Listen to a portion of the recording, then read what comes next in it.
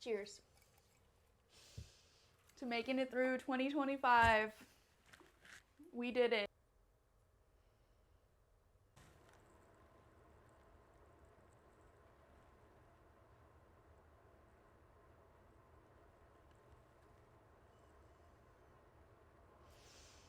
Happy New Year. Happy 2026. I am Water Within Astrology. My name is Carly, and we are here today to talk about the full moon in Cancer, the first full moon of 2026. And I am in my New Year's outfit. It is actually the 29th today.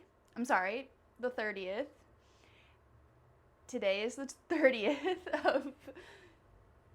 30th of January, and so tomorrow is New Year's Eve.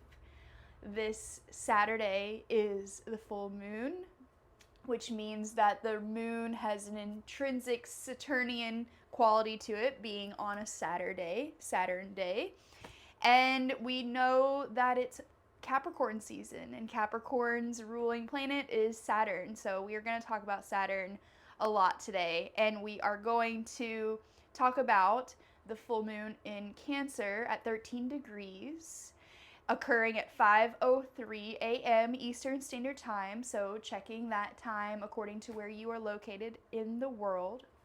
And January 3rd, that is what this Saturday is. And we're going to talk about that number 2. I just mentioned 5:03. I thought that was interesting. Of course, it's also happening on the 3rd, and of course this full moon that I just mentioned is occurring at 13 degrees, which means the sun is at 13 degrees of Capricorn, the moon is at 13 degrees of Cancer, right opposite each other, illuminating that full moon like a beautiful New Year's celebration, just 2 days after the New Year's Day.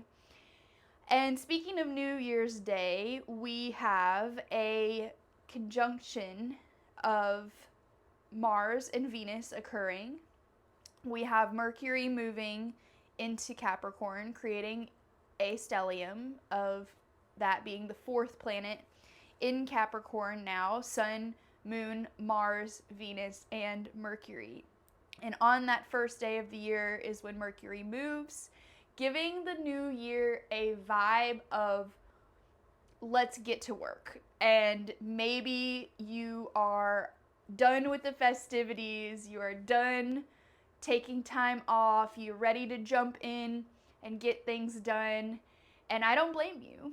And there's a sense of reviewing at the end of the year, as we discussed in the last video, where we maybe are going over what happened in 2025 and what didn't happen, and perhaps with the Capricorn stellium being a little bit more stoic and a little bit hard on themselves, it can be hard for us now to give ourselves that credit of what we have accomplished in 2025 instead of giving ourselves a pep talk about what still needs to happen.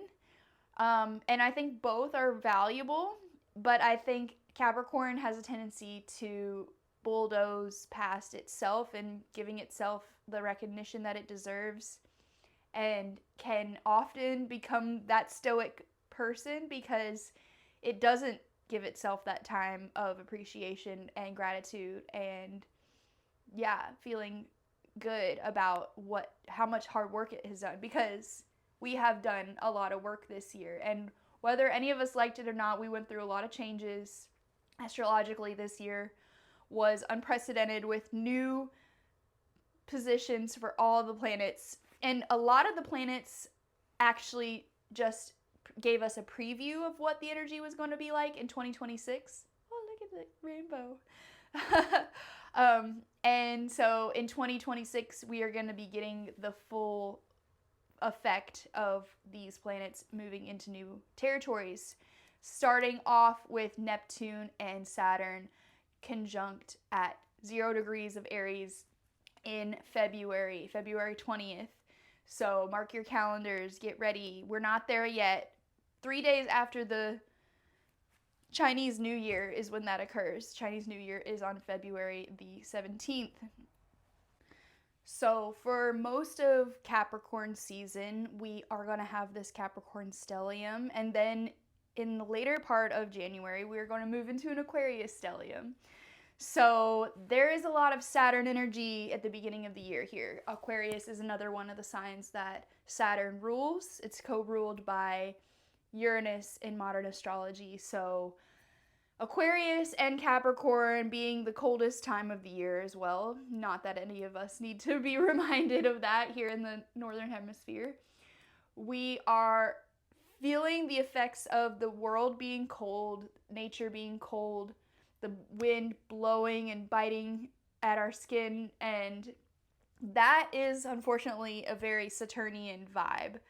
And so for this new year, with it being very Saturnian flavored, we are being asked to go to the opposite energy, which is that Cancer energy and Jupiterian energy.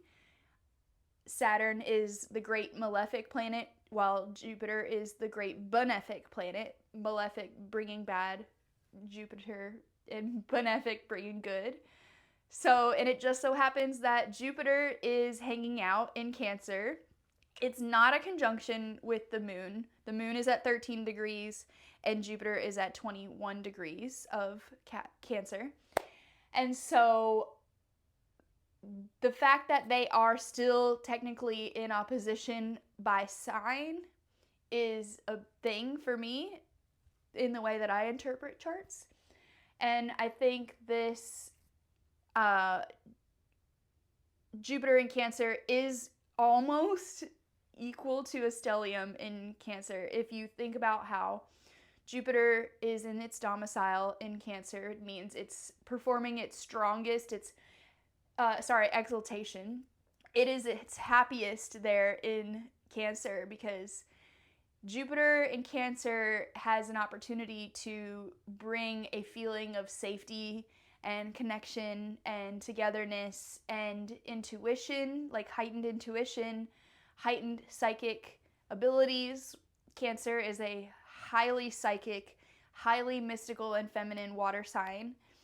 It is very much associated with intuition, very much associated with the oceans and the tides, and therefore the moon. Obviously the moon is its ruling planet, so it's associated with the rising tides, the falling tides, the cycles of life that we go through. And the moon is, of course, happiest in Cancer as well. So with that, Jupiter is super happy in Cancer. The moon is super happy in Cancer. We're almost working with equal and opposite energies, right? Big time Cancer energy with the moon and Jupiter there. Big time Capricorn stellium, 4 planets there. All 4 of those are personal planets as well. So the Jupiter planet is a little bit farther off. Obviously the moon is very close to us. It's the closest to home, which is also why it's associated with the home and the body. And so with these other 4 personal planets and with the Venus and Mars conjunction occurring, we have this feeling of maybe our relationships, maybe our way of approaching our to-do lists with Mercury and Mars being in Capricorn.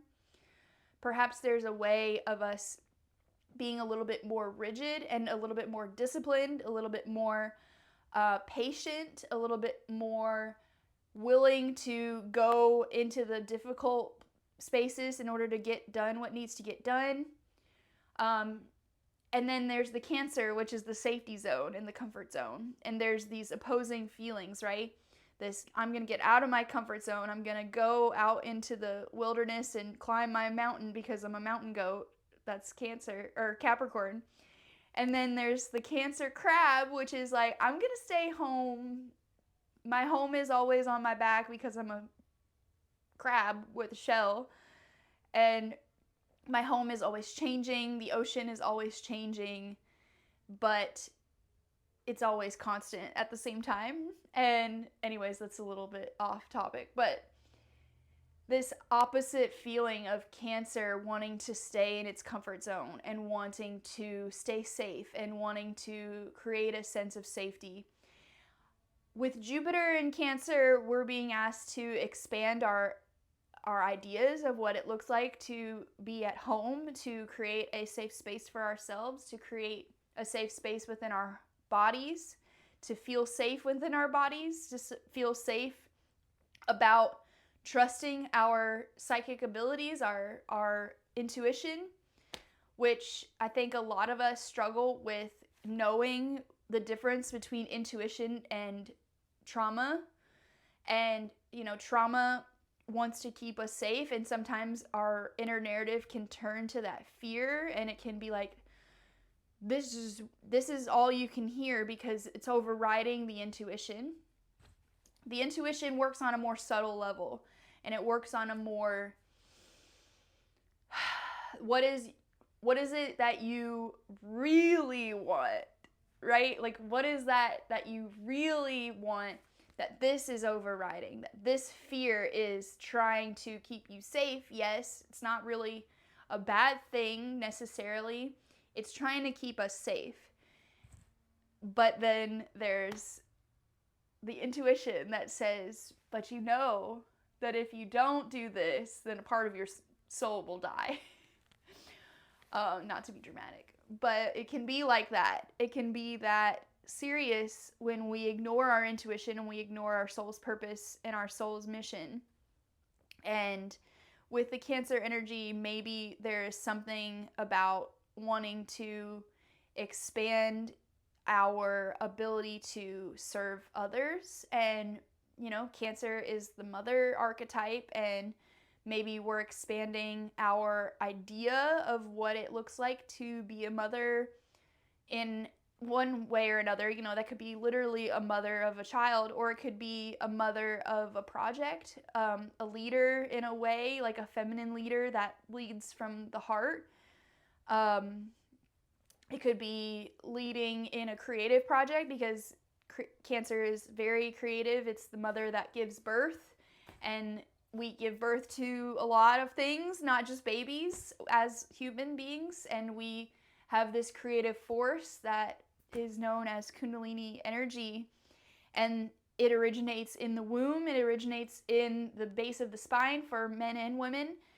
And so it's very intrinsically connected to the womb, as Cancer is connected to the womb as well as the breasts. And so Cancer has this energy of being very highly creative, and perhaps we are able to tap into that creativity. Maybe we're using our creativity to heal ourselves in new ways, because Cancer is also very cleansing and healing. And that's why Jupiter loves to be in Cancer, because it's like healing for everyone, safety for everyone, food for everyone, like nourishment for everyone. Everybody gets a new feather bed. Everybody gets a new, like if you're Oprah, and it's like everyone gets a new car. And Cancer, Jupiter is like everyone gets well-being.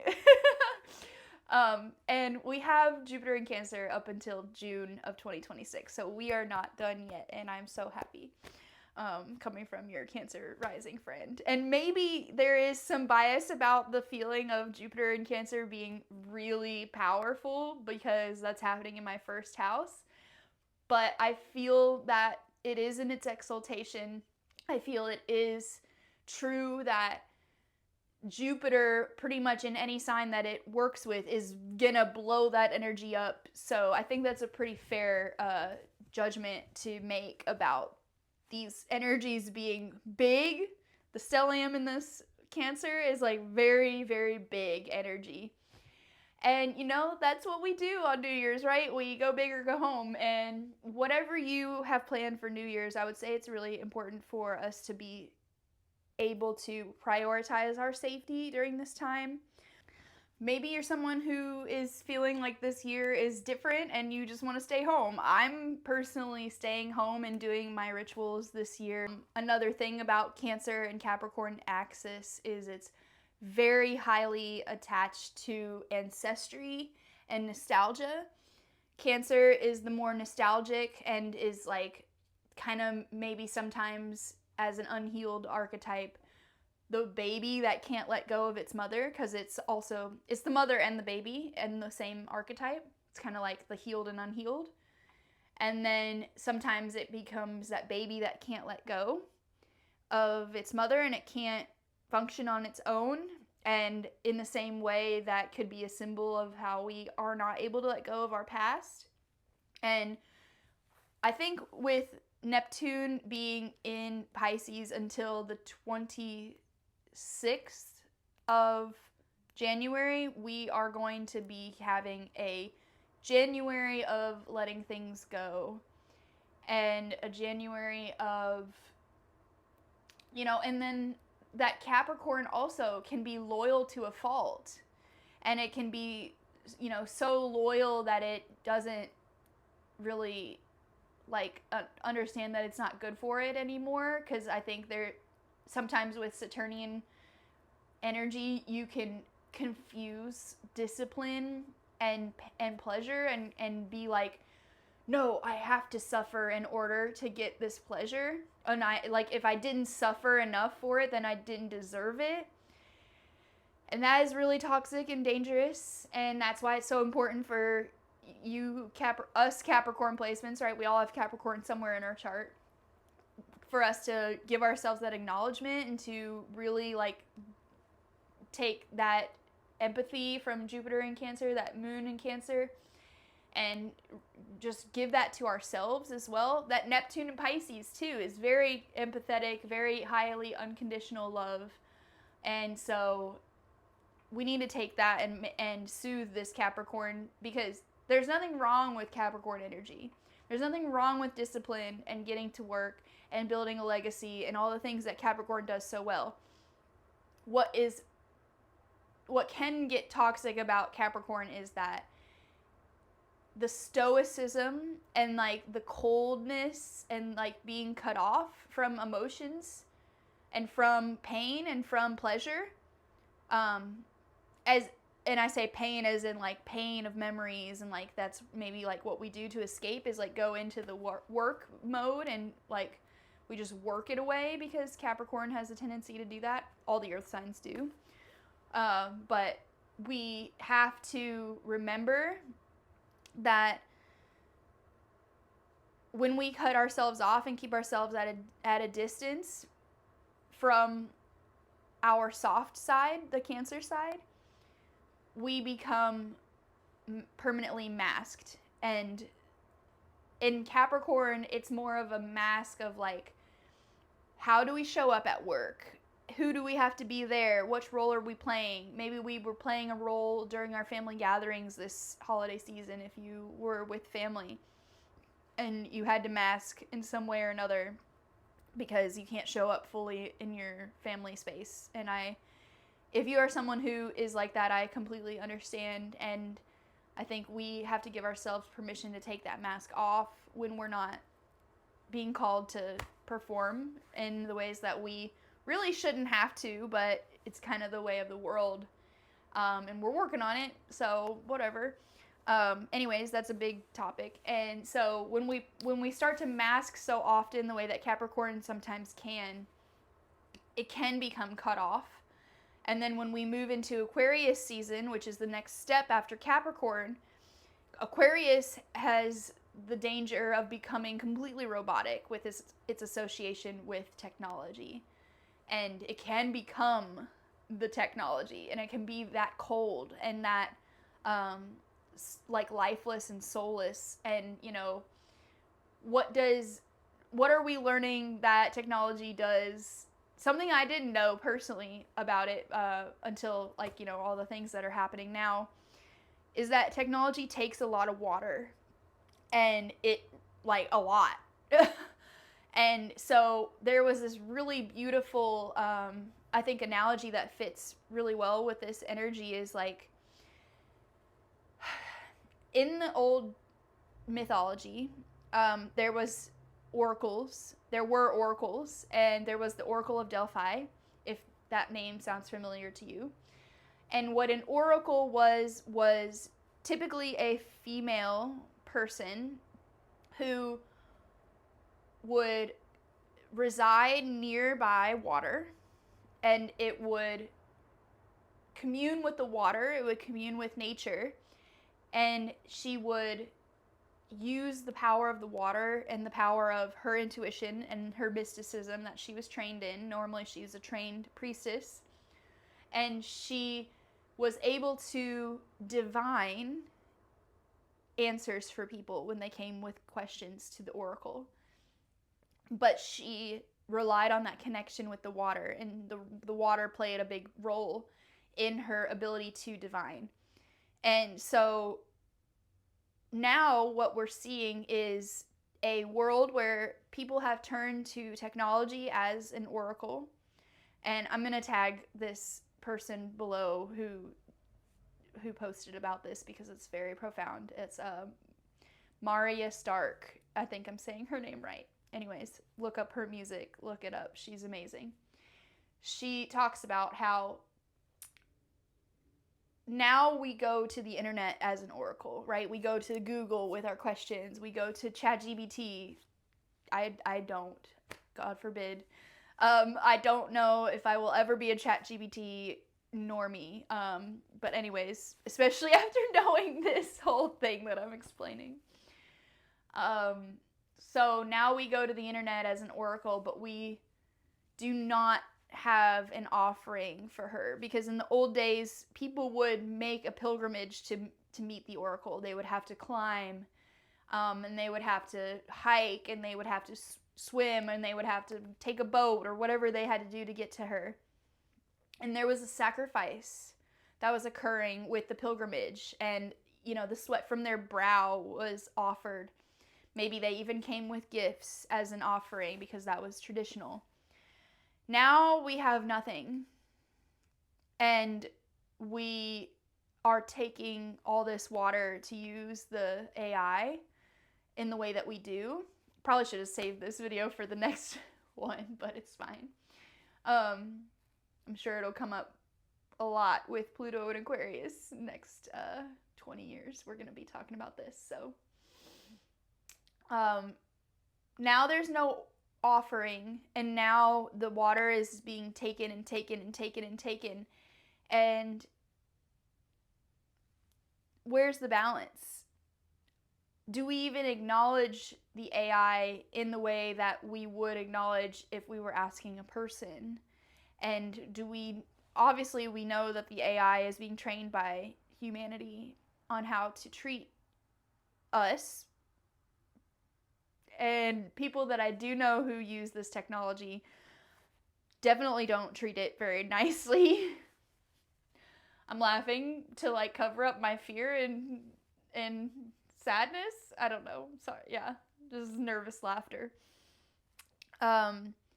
Anyway, so I think there's something big about us being able to divine ourselves and being able to turn to those that do have that connection to the other world. And of course, we as a collective have lost a lot of our ability to connect with that spirit realm, and I think that is really important. And some of the most needed medicine on earth is Cancer energy, where we can awaken our intuition and our psychic abilities, our feminine power, our Kundalini energy.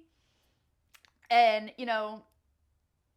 connecting with bodies of water, if you have the time and space to do so, I think it's really fun, especially during this time of year. Normally there's snow, and looking at snowflakes and looking at icicles and how those can just be like beautiful works of art. If you look at the frost on your window and see all the patterns, or if you see an icicle that formed into little mushroom icicles, or whatever, because water is always moving, and when it freezes like that, it can make beautiful patterns. And just finding what you can find in nature and in water watching the sun reflect off the surface of the water. It seems like such a simple and maybe meaningless moment for people, but that is something that I think really is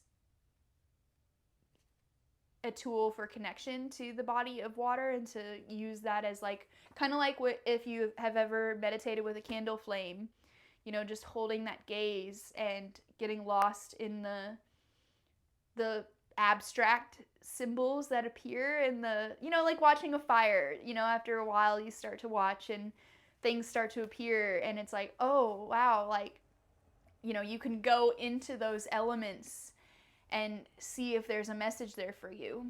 And so, yeah, maybe that's a little out there for people. I do want to offer some practical options for people. Since we are so in this nostalgia, like we're reviewing the last year, we're looking forward to the fire horse year that's coming up, and it's big energy. We're still in this earthy, watery realm with Capricorn and Cancer, and then once we move into this Aquarius stellium, we are like, bam, out the gate running, air sign stellium in Aquarius. And just want to go ahead and tell you guys that stellium does include Pluto, so shit's about to get real. And it's a good thing. But just know that this year is about to be a lot of yang energy. The fire and the air signs are yang energies. They're masculine, outward, penetrative energies that get shit done. They aren't the same as earth signs, where it's like you start to see the work and you are doing the physical work. It's more like an alchemical process or a transformation process. It's inspiration with the air signs, and it's transformation with the fire signs. And I think a lot of us were made aware of the changes that we needed to make in 2025. We shed old skins with the year of the snake, and we were maybe taken down to our lowest level. The snake is this creature that is doomed to crawl on its belly, but it's also this beautiful feminine symbol of knowledge, of awakening, of Kundalini energy as well. And you know, with this fire horse, it's like the fire is actually in Kundalini lineage the awakening principle for that energy. So yes, maybe we've gotten connected with that energy, but now that fire has come in to wake shit up, because the fire is this element that snakes don't like. And not that we're trying to piss our Kundalini energy off or piss off Ma Shakti, but we are connecting with those elements, and we are, you know, maybe not even trying to awaken, but the awakening process is occurring. And, you know, the events that have happened in 2025 and the events that we have no idea are going to come in 2026, I think the awakening process is occurring naturally for all of us, even if we're not trying to. I know there's like controversy around like trying to awaken your Kundalini energy, and it's like, do we try, or is it just a process that we either lean into or we avoid, right? Because it's happening, guys. We're living in a time. It's probably best for all of us to just surrender. We still have Pisces North Node. We still have Neptune in Pisces, and we still have Saturn in Pisces, and we still have that North Node in Pisces until about June or July, I believe. And so once those shift, we are maybe finally going to have a moment where we can see that our faith paid off and our trust paid off, our trusting in the unknown and trusting in not having a plan, right? Like Virgo South Node is like, nope, we don't have a plan. We're just going, we're just winging it. We're flying by the seat of our pants. And maybe that is going to be what we need in order to really go into this fire horse year free, right? Like, we are free from our, our plans and our expectations and our criticisms and our, whatever. And obviously, I'm not saying don't be discerning. I'm not saying don't have a plan. I'm not saying be, what's the word?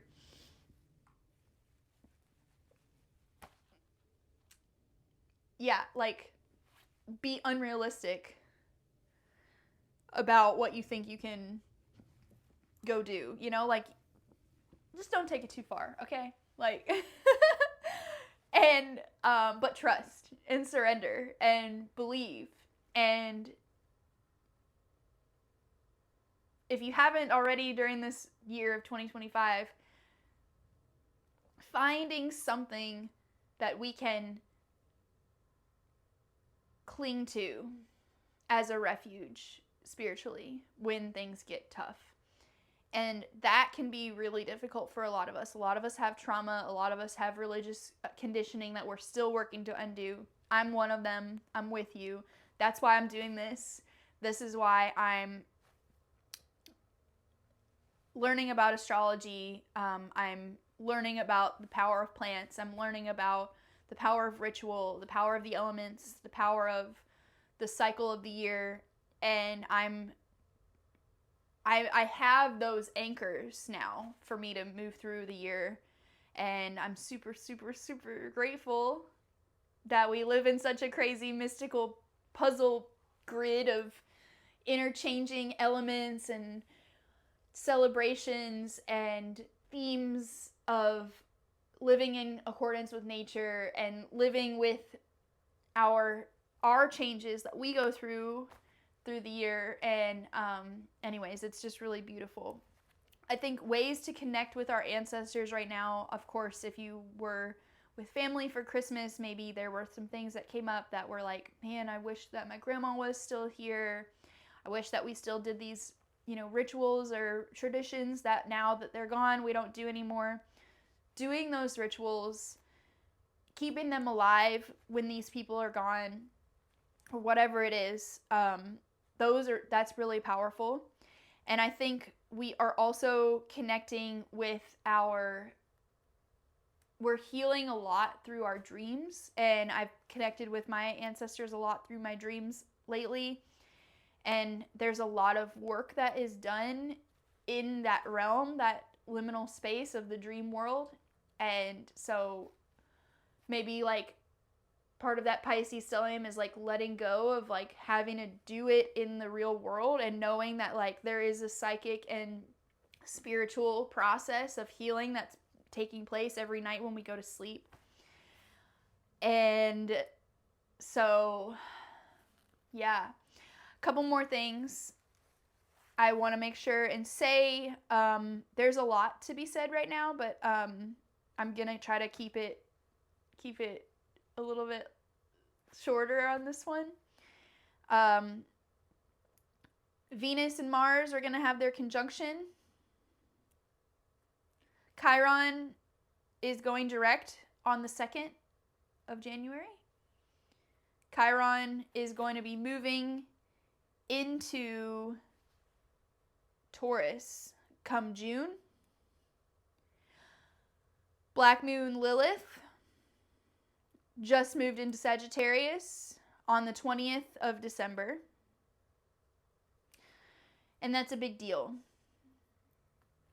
I think moving from Scorpio to Sagittarius, being at 29 degrees of Scorpio, that last new moon that we just had, being in that water trine for most of October and November, we've healed a lot of our angry, dark feminine, hopefully. And now we get to rise again as the Phoenix rising in Sagittarius with Black Moon Lilith. She gets to finally feel liberated from all of the pain and all of the unfairness and all of the turmoil and the survival that she's had to put herself through and carry herself through. she's clearing her name. That truth, that arrow of truth that Sagittarius has is coming in and telling us that these figures that we've been told were demons our whole lives, like Black Moon Lilith and Mary Magdalene and Medusa and so on and so forth, all these feminine beings that have been demonized, the sword of truth or the arrow of truth is piercing through and is showing us that these women were twisted and demonized by systems of society that wanted to mute their power and keep them small and keep them evil so that we would not access our power that is similar to theirs. Coming back to that Kundalini energy. I want to say Kundalini energy is ruled by Aquarius, actually, because it's an electrical current through the body. Aquarius rules electricity and technology and lightning. And Kundalini energy is, as such, a lightning bolt of energy that awakens within us. And it cannot be this way, too. That's kind of more the abrupt, shocking way to awaken, which a lot of people have described, and possibly if you're someone who has looked into that at all, you might have heard about these types of awakening. This is known as a Kali awakening. What we want and what we are, I think, seeing actually on a collective level is a Durga awakening of the collective Kundalini energy of the planet. Durga awakenings happen in a more gradual way.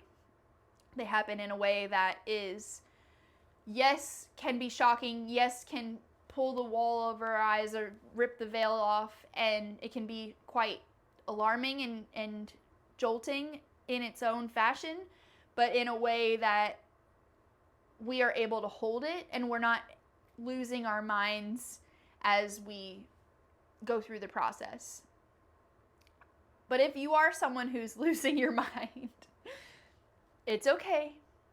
Come back to our tools, come back to our practice of meditation and yoga. Really, singing is one of the most powerful ways for us to awaken through this day and age. It's actually not meditation, it's singing the holy names and singing whatever that looks like for you, like singing and connecting with spirit through that. Maybe just like starting to make noise and you see where the voice takes you. You don't even have to make words, but maybe there are words that come through and you just let yourself flow. Whatever. I'm a huge advocate of that. And I want to offer my assistance to anyone who is going through an awakening that is scary and that is foreign, and maybe you don't have the tools. That's part of why I do these videos, is so that I can offer practical tools. Another thing I just wanted to mention, this is my own personal little thing that I'm doing to connect with my ancestors, is I'm connecting with my rosemary essential oil. I've made it into a mist. I've meant to bring it over here, but it's just like a blue bottle. And it's super easy. I just put like 20 or so drops of rosemary in this 8-ounce bottle and filled the rest with alkaline water. And I'm spraying myself daily. And the smell of rosemary is a memory boosting herb, and it's also related to fertility, and it's related to immortality as well. And so, you know, very Cancerian vibes, right? Creativity, fidelity, with being fertile. And so if you're someone who does want to connect with your ancestors, perhaps using the rosemary herb as a tool for you, perhaps, you know, allowing yourself to go into those memories. If you have memory books that you have been avoiding looking through because it's too painful, I understand. I really do. None of this stuff that that we're going through is easy. It can be made more easy through these tools and rituals that we practice. And I want to just really emphasize that this is a sensitive time. Capricorn energy, God love it. It really does have the best intentions. And, you know, it can be that stoic, it can be that workaholic, it can be that cold and unfeeling, distant. It can be all of those things. But I think there is a sense of purity that's been stolen from Capricorn. I think Capricorn is the archetype of the child that had to grow up faster than it wanted to, or maybe never got to be a child, or maybe was just forced in some way or another to become what it has become, because that's the mask, right? Like what we talked about before. And it's truly maybe a tragedy when we come across people that are so disconnected from their heart space, so wrapped up in the world of money, the world of materialism, the world of climbing the ladder, right? Like it's the goat that climbs the mountain in the same way we climb the ladder in our job, and we get obsessed with power, and we get obsessed with status and whatever it is. And so coming back to what really matters, and I think the Cancer full moon is the most powerful full moon because the moon rules Cancer. And so this full moon, I think, is really important to hold in sacred space, especially because it's so close to New Year's. And whether or not you care about January 1st or not, these cycles are going and they're running and they exist, and we can either acknowledge them or not, and we can either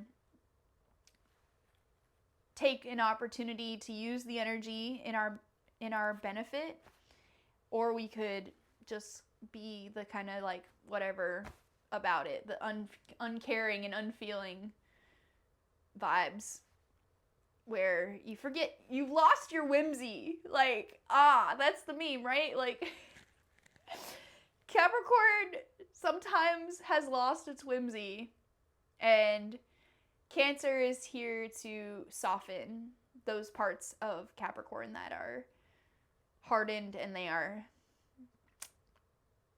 going through it, right?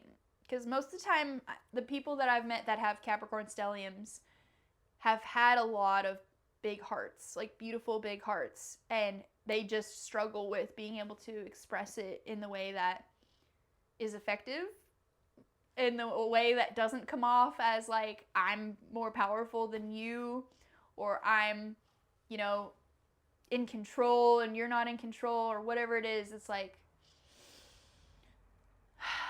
yeah. The big heart is there though, and it's very obvious, and maybe that's my Cancer rising that can see through the bullshit, but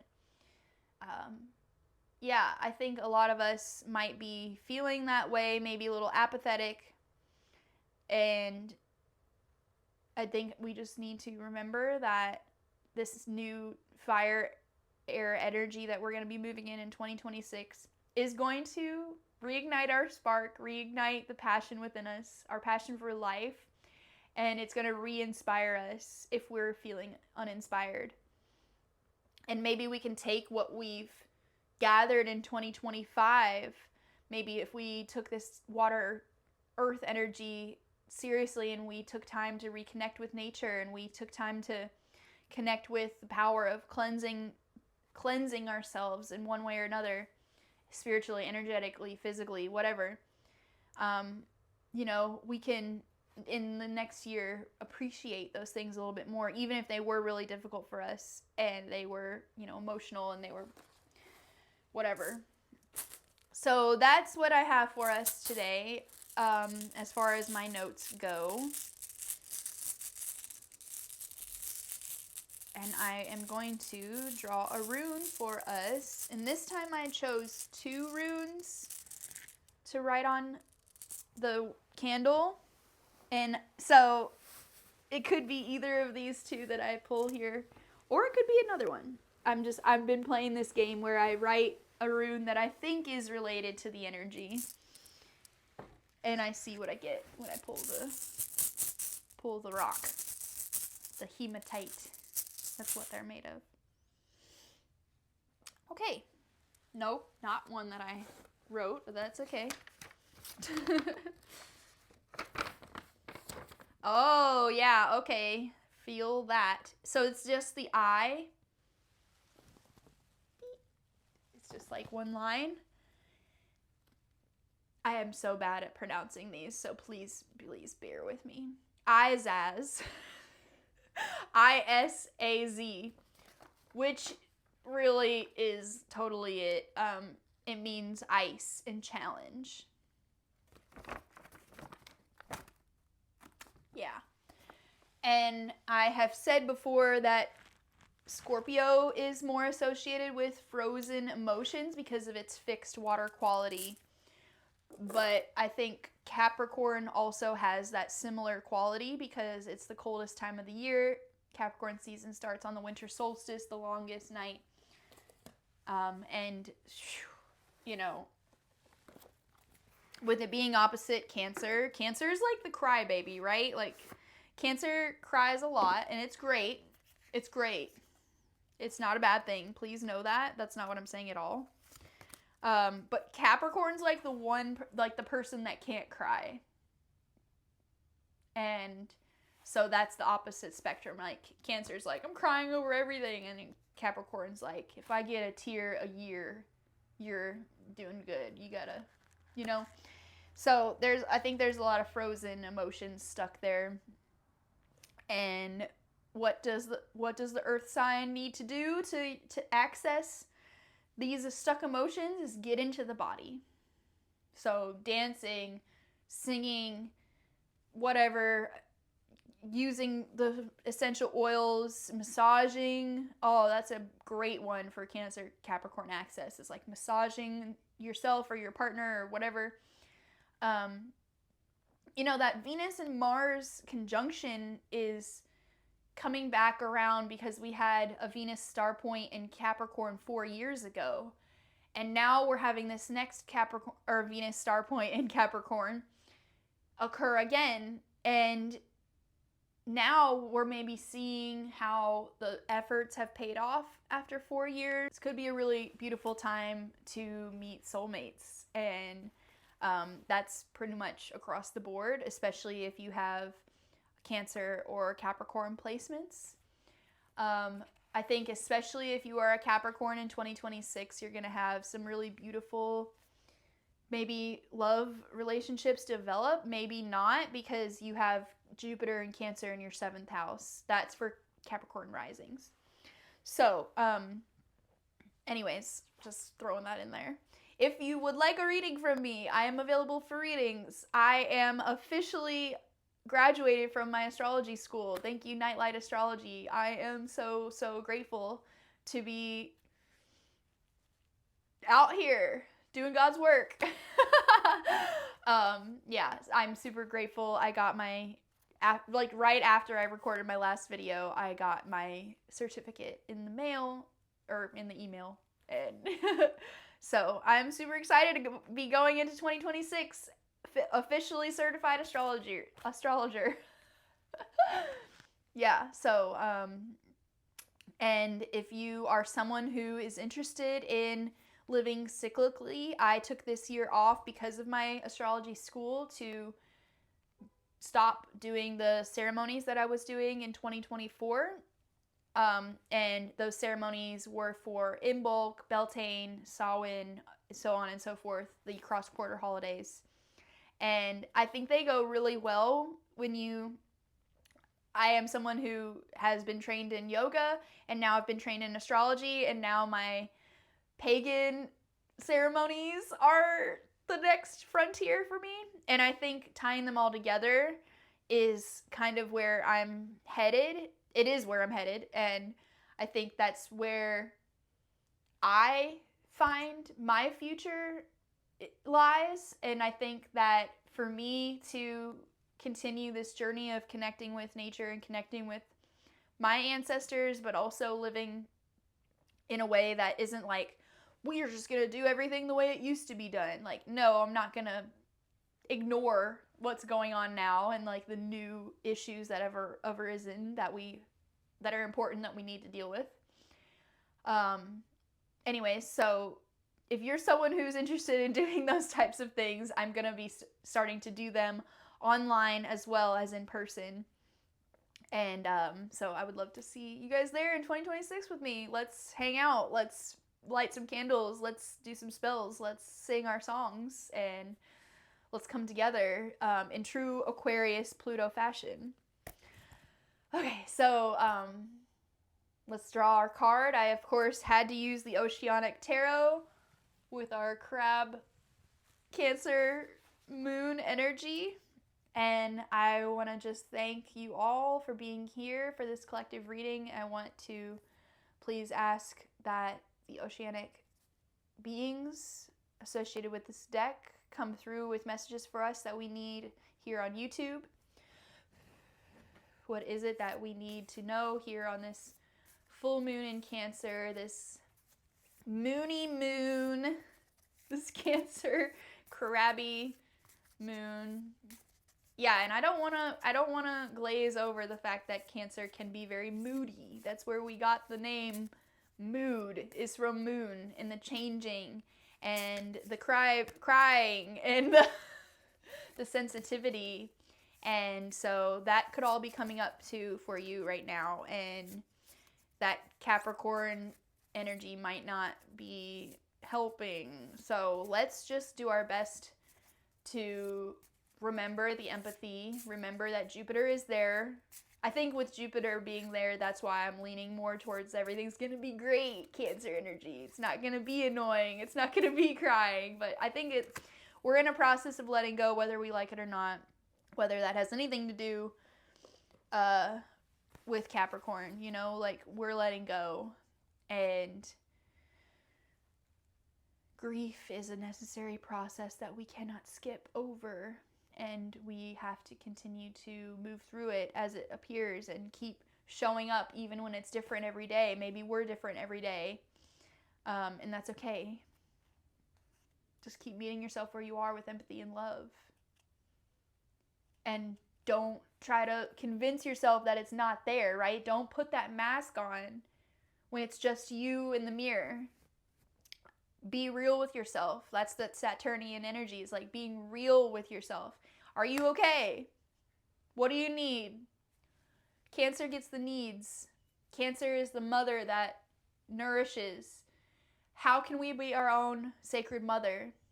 How can we connect with the sacred mother that is the earth and know that she is always supporting us, and know that we have our own back no matter what? That Aries energy coming in with Saturn and Neptune in February, it's like we've got us. We've got us. Chiron is still in Aries. Where have we not been taking care of ourselves? Where have we self-abandoned? Where have we lost our autonomy? Get that shit back. Get that shit in line. All right, here's our card. 5 of Wands. Competition. And of course, you've seen the maybe videos of two goats when they come together and they butt heads and they like fight and they like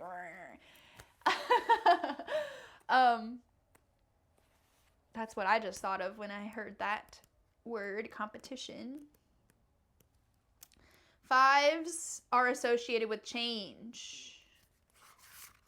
Wands are associated with fire, passion, movement, and creativity. And so there could be an imbalance with the 5 as well. 5 is change, and the change occurs because there's an imbalance somewhere. Maybe you're working in a way that you think everybody's in competition with you, and that's a really sad way of existing and a sad way of relating to our fellow man and our fellow, all these other beings on Earth. I think humans have been living in a way where they're in competition with nature for so long, and it's like, can we drop that? Can we really drop the fear, really? Because where does that competition feeling come from? From feeling afraid that we don't have the power, that we're going to be railroaded, that the floor is going to fall out from under us, and we're not going to know how to survive, right? That survival instinct of Capricorn is it's just wanting to survive. Cancer is what about thriving? What about feeling really good and feeling safe enough to create? You cannot create art from a place of feeling unsafe. That's just not a thing. So there's something there with that Cancer energy for you guys, for us, for all of us, for me. This is the card of competitions and tests. You may also be feeling overwhelmed by other people's opinions. In families, this 5 can show demanding children, and at work, colleagues who talk first, usually over you. So it's a fight to get heard. An additional meaning is dealing with a deluge of emails, phone calls, and meetings that threaten to pull you in too many directions. Keywords: posturing, ego, pride, debate, tests, opinions, communication overload. The advice is this: become the observer. You'll soon know who needs your help. However, try not to heal everybody. Focus on yourself too. So Saturn, this is a full moon occurring on Saturday. There's a Saturn stellium working towards another Saturn stellium. We have a Pisces North Node. Where are your boundaries? Where's your autonomy with the Aries energy too? All this stuff is maybe going to come in 2026 and remind us of where we have been too lax on our boundaries and where we have self-abandoned to a point of ick. We get the ick, And so if you are someone who's moving through difficult times, moving through difficult changes, you are not alone. We are all in this together. Welcome to 2026. Happy freaking New Year. I am so excited to have had an entire year of doing videos with you guys, and I can't wait to do it again in 2026 and even offer more options and chances to connect on the interwebs. So that is what I have for you. Please, if you haven't already, like and subscribe to my channel and share this video with someone if you think it would resonate with them. And we'll see you in 2 weeks. One last thing, I really wanted to share this with you guys. This is about the 7th year for me of getting Llewelyns, which is Datebook. And so this is what 2026s look like. They have a tendency to sell out, and this is not a paid promotion, by the way. This is just simply me offering practical tools for you if you're someone who wants to live cyclically. There's all these beautiful little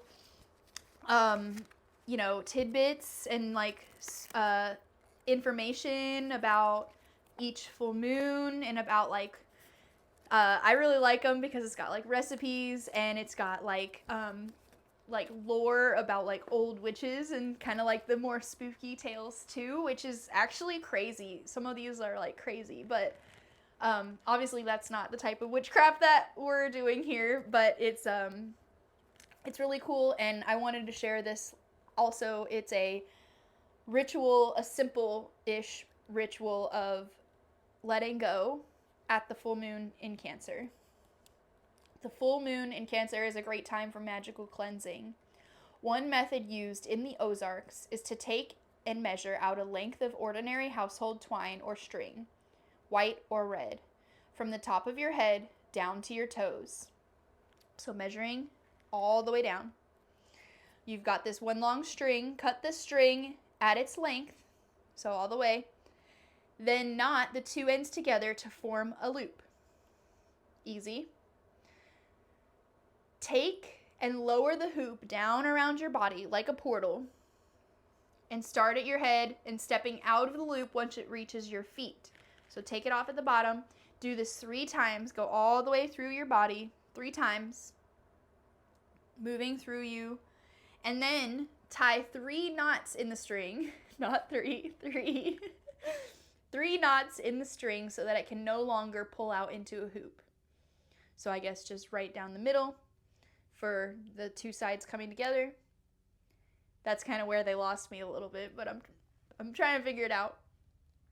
3 knots in the string so that you can no longer pull it out into a hoop. Take your string and a pair of scissors to a moving body of water. Cut up the string into small pieces and then throw them into the moving water. As the string is carried away from you, so too is whatever was cleansed.